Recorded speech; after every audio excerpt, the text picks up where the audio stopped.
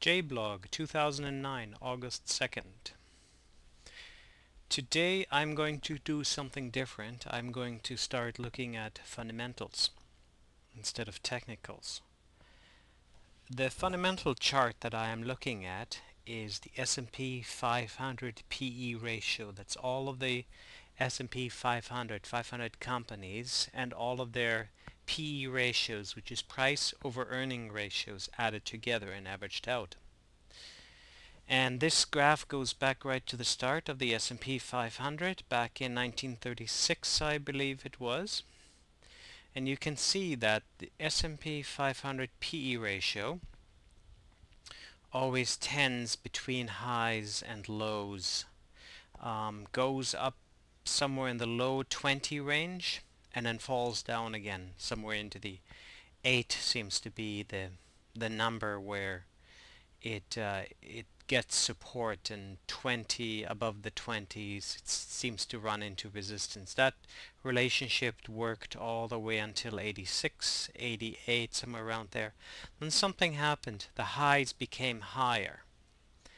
And at this point we are actually looking at an S&P 500 currently, and this is the monthly, and this is not part of this chart yet, but the monthly PE ratio as of June 30th, that's the last numbers that I can work with, for the S&P 500 is 134.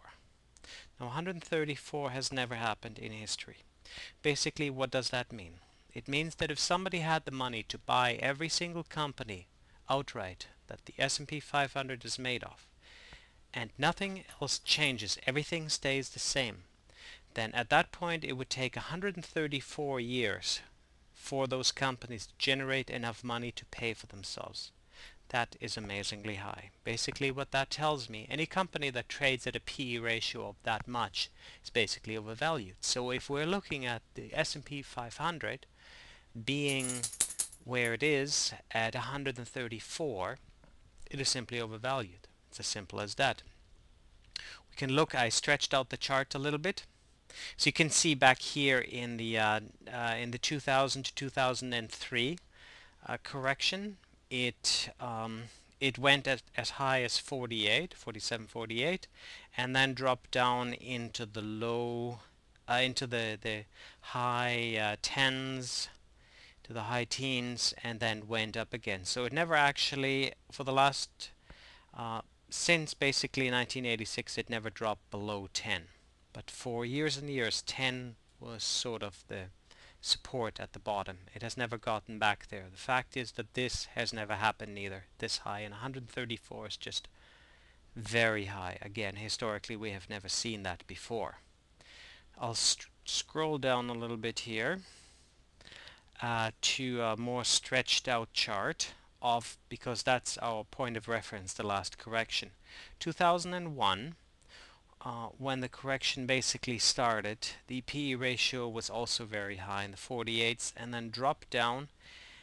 But it took until the recession basically ended 2003, and it took the PE ratio to drop dramatically for the recession to actually be over. Now what we're seeing now is that there's no drop here yet. There's nothing. So from that point of view, I do not see a recovery. I just don't see it. Fundamentally, there is no recovery as of yet. On the other hand, looking at the S&P 500 itself, we can see that the stock market is incredibly bullish. We're basically back to, we've retraced. Let's go to a 5-year chart here. On the S&P 500, I have to apologize today, I'm on a very slow link. Because I'm actually visiting Victoria, BC today.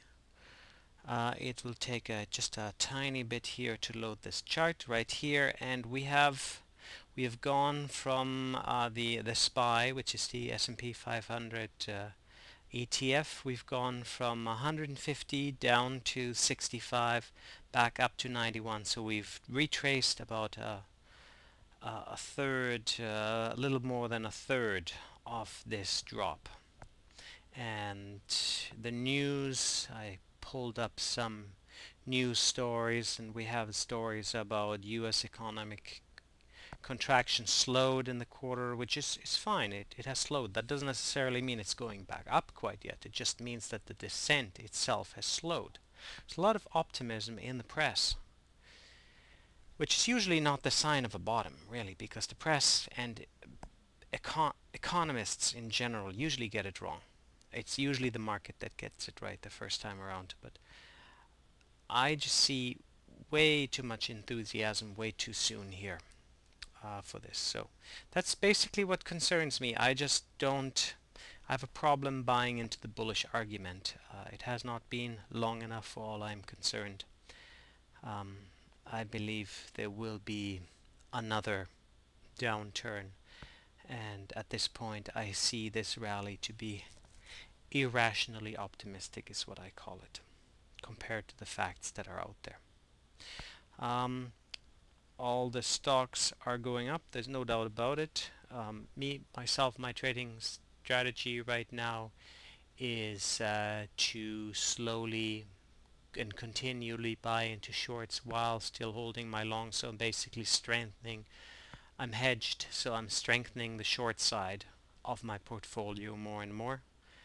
I'm looking at the RSI again. Once again, shows as overbought on this. I do expect a drop at some point, but again, this enthusiasm seems to be hard to overcome.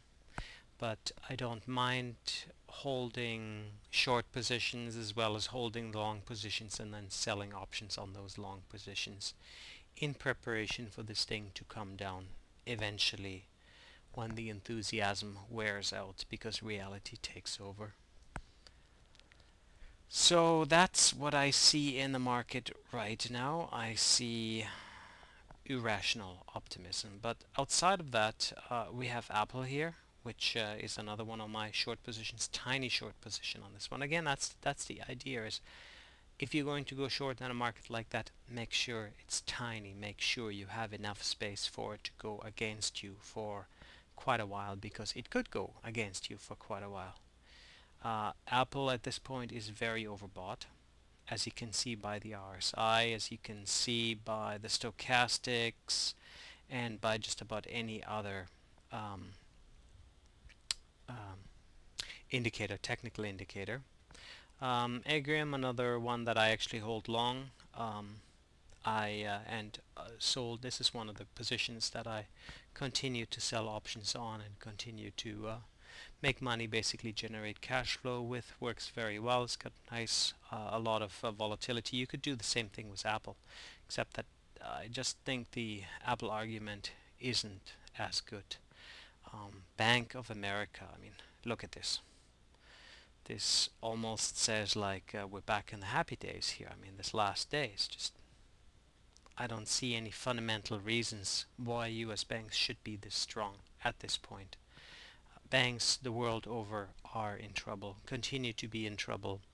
If it hadn't been for a change in the basic way that they can account for their bond holdings and what they're actually worth, the mark to market versus mark to model that has been reversed, then those companies would still show in great trouble.